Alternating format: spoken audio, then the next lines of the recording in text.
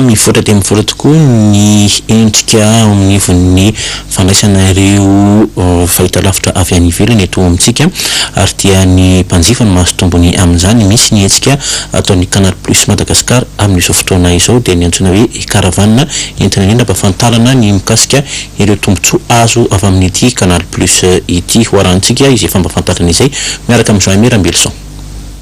Mitatra ny asan'ny Canal Plus Canal Sat mba ho fambaboana kokoa ny fony mpanjifa eto Madagasikara.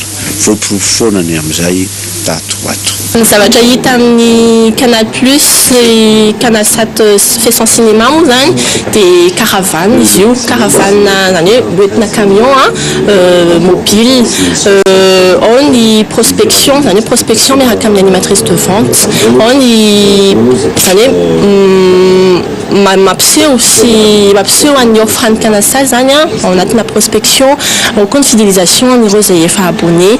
Mito ihany koa ny prestation an'ny foyer zay hanao spectacle kely ao zareo avec déguisement an'ny personnage ny Disney. Ihany koa ny prestation ana magicien sy marionnette ho an'ny ankizy kely moa zany afaka ihany koa ho an'ny olon-dehibe.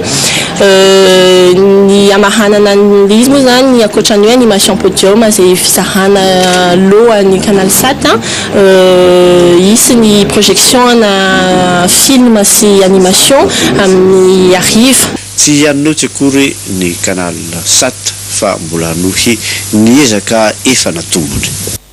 Eo amin'ny fanatanjahantena